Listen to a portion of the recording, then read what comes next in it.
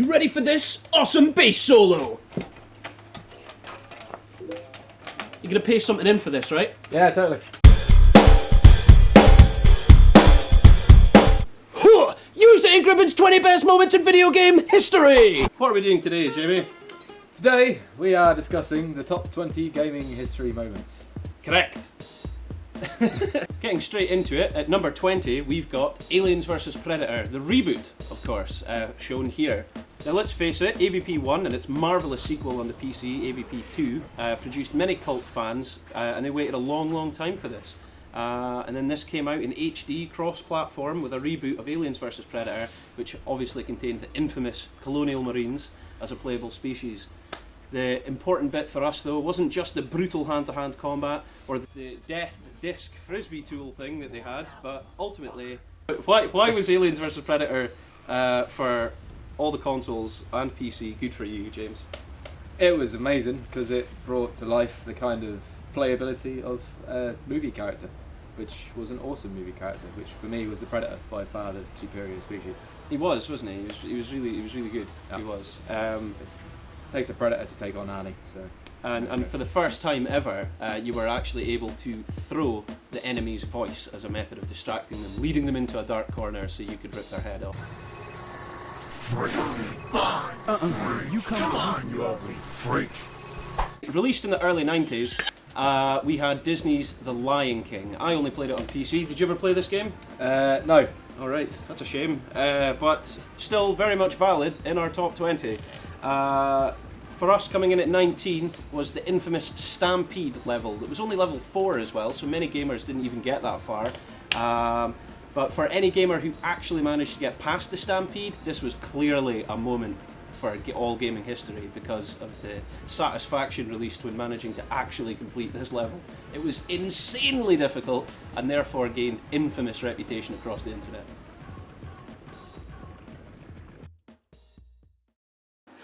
Choose your creature. You have selected a creature.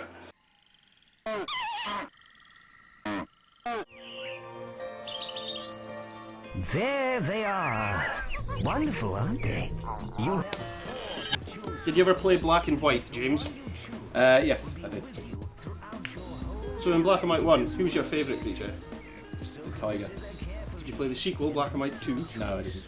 No? Well, that's a shame because in the noughties, as that decade was described, up until still, I believe now, in the Guinness Book of Records, the developers of Black and White 2 won the award, world record in fact, for the greatest commercially available artificial intelligence on the market, and that was the creature. So at number 18 we have the creature from Black and White 2.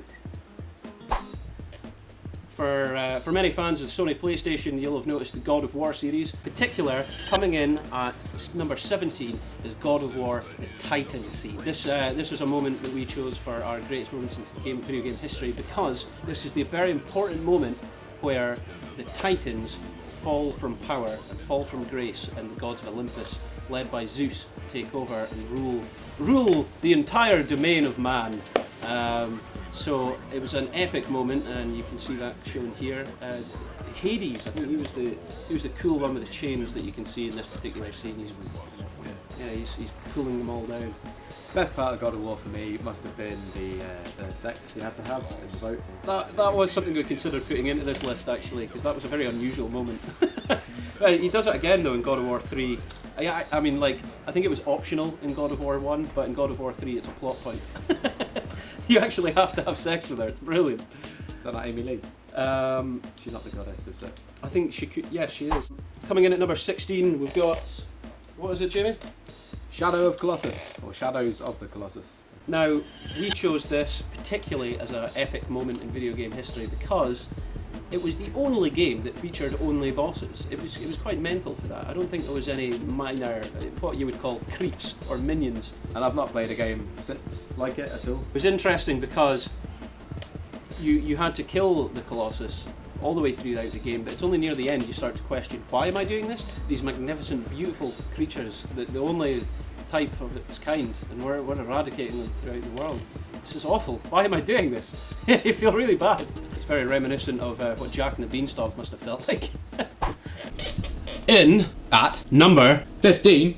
Devil May Cry, just Devil May Cry. As you've seen from our first episode of UseTheInkRibbon, I spoke heaps about it, saying that I loved this game series. It's a fantastic series of games. Devil May Cry comes in at 15 for the epic moment where Gloria turns into Trish. Where did that come from? No one saw it coming. It was a shocker, I tell you. A shocker. And it's in at 15, well deservedly for that, because plot twists are always good. Now on at 14, Mass Effect 2. Yo, you got one chance, one opportunity, and then you go ahead and win all the Golden Joystick Awards, become Best Game of the Year for Mass Effect 2. Yeah, Commander Shepard, he's back, and he's not dead, he's cool, even though the trailer suggested some sort of shock and drama like that. Oh, you burped, but we'll carry on, it's good. Mass Effect 2, yeah, a bit like Gears of War, that's why. It's pretty cool and isn't just an RPG. Dude, what are you doing? We're not doing this video. Oh, I'm in synesthesia. I'm talking to jellyfish.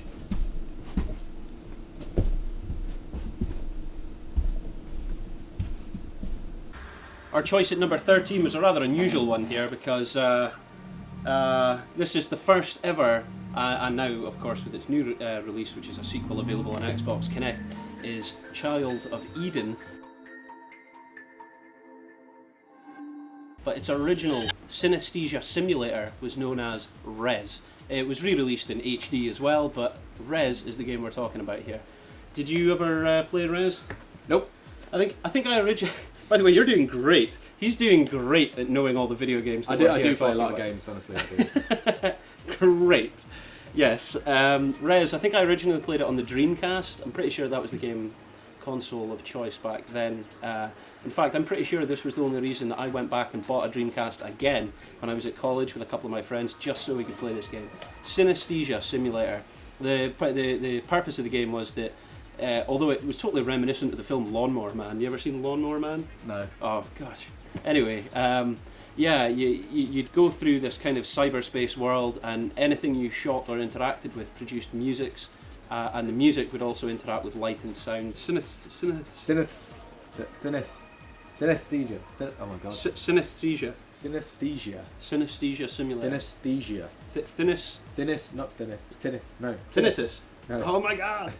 I wish I had tinnitus. You wish you had tinnitus. You've got tinnitus. All this music.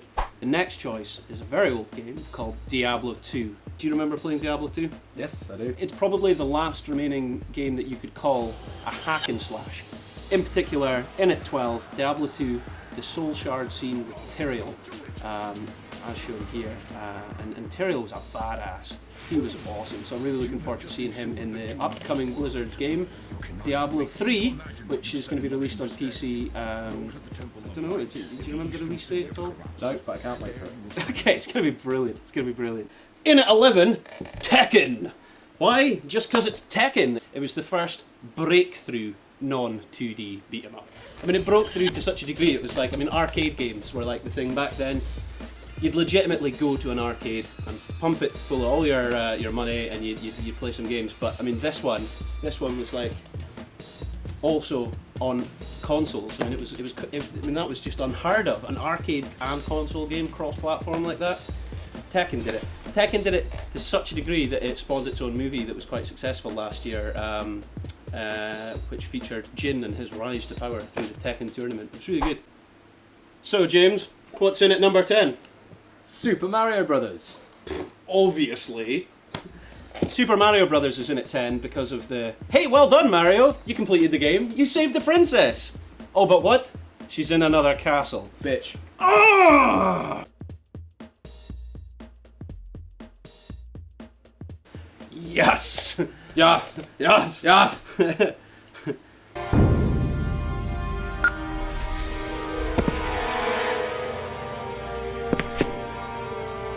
Something scrambled the insides.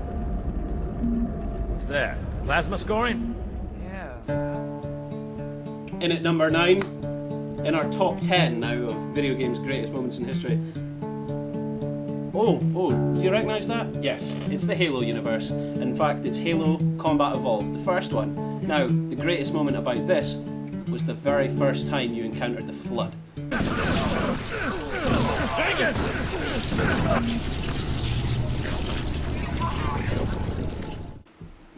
get any idea of a sketch from Max Payne?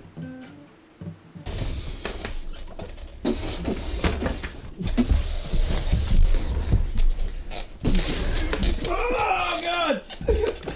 What are we doing? In at number 8. Max Payne, the introduction of bullet time. There!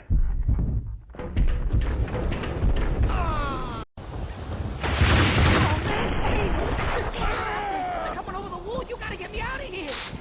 I mean, short of the Matrix films, no one had ever seen anything like this, so they brought it into Max Payne. And it did so well, it became an Oscar award-winning video game. I think the actual Oscar was based on plot. The storyline that was then copied by many English students all over the UK to get A's in their English exams. Ah, very clever. You see the movie? I did. Being an all-time lover of the game, I didn't respect the movie at all very much, to be honest. It kind of swayed a bit from the storyline. Grim. I'm a bit stuck in my ways.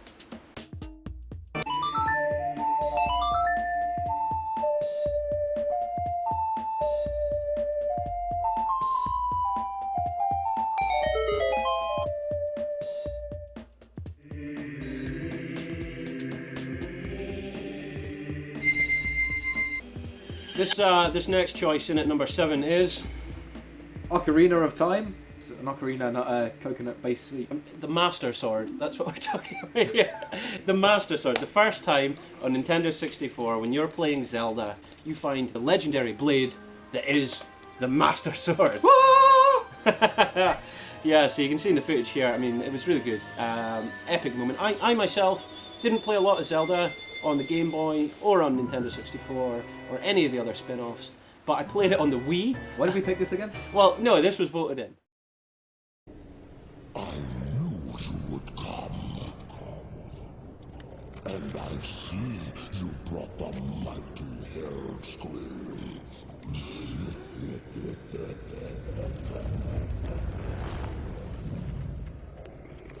His blood is mine. Yeah, this is one of my all-time favourites. In at number 6, we have Warcraft 3, Mon Blizzard. Yeah, there's I mean, Blizzard's obviously created a great many games that are good.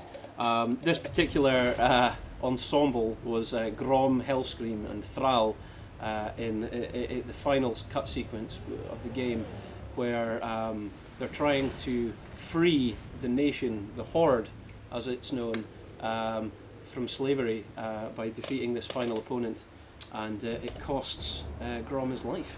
Yeah, he entices himself with some Pit Lord's blood, Magtheridon maybe, if I remember rightly. That's the name, yeah, that's right.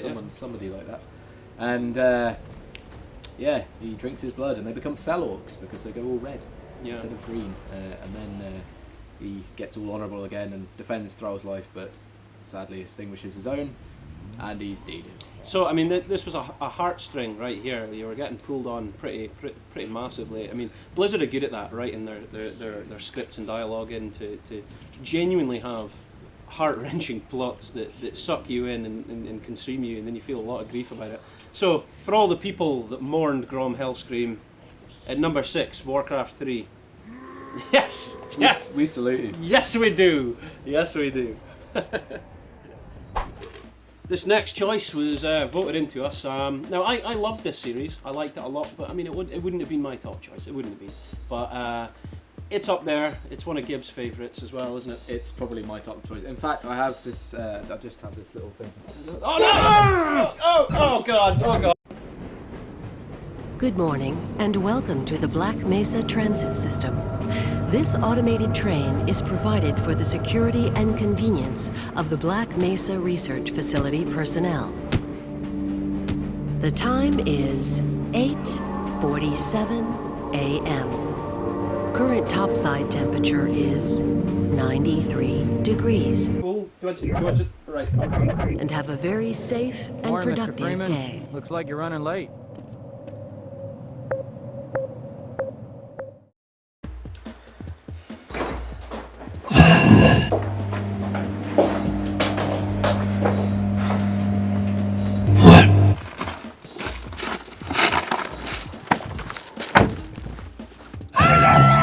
number 4 is Resident Evil Nemesis. Not the game Nemesis, just the character Nemesis, because at any point in these games, he was just appearing and slaughtering everyone in your way, and if you stayed, you'd die as well. The tension and horror surrounding the fact that he wasn't there, but you were expecting him. So then as soon as you dropped your guard, he was there, and you'd have no choice but to run. You'd have unlimited rocket launchers, and you couldn't take him. It was so brutal. What? You're not just gonna leave us? All ships prepare to move away from Tarsonis on my mark.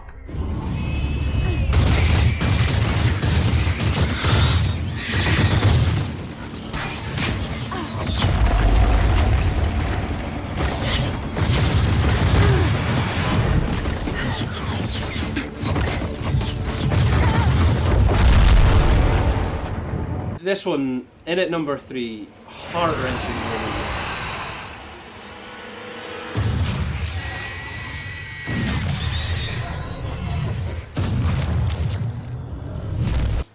I don't even know where to begin with how upset I was about this. What you see here is footage from StarCraft 2, and of course the incident in question actually happened in StarCraft 1, which is at number 3, StarCraft 1, Kerrigan's Betrayal. Signal the fleet and take us out of orbit. Now! Commander. Jim? What the hell's going on up there? You play StarCraft 1, do you know what I'm talking about? Seriously, guys, why am I doing a video with him? Why am I doing a video with this guy? The Jedi do not believe in killing their prisoners. No one deserves execution, no matter what their crimes.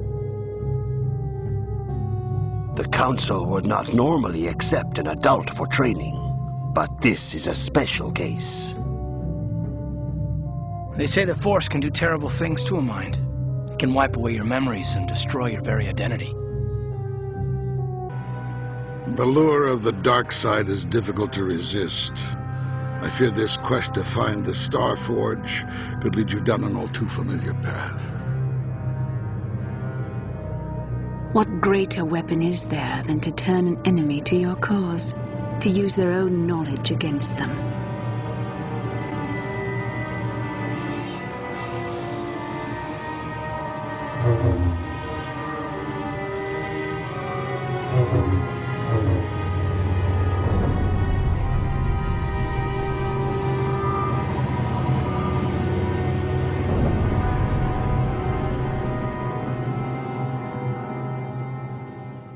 Dun dun dun dun dun. Dun dun dun dun dun. Dun dun dun dun dun. Dun dun dun. Metal Gear Solid was so brilliant because it was the first console game where it tried to interact with the human environment in which you were playing as a method of making it more immersive. I mean, it was the first one to ever kind of do this properly.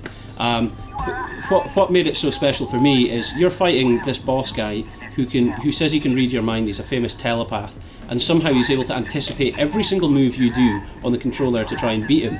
And it takes you a great while to realise that he's reading the controller inputs. I mean, what happens as well is that he has a scene where he's reading your mind and telling you what games you've been playing recently and telling you whether or not you've been saving a lot. And that just get off this.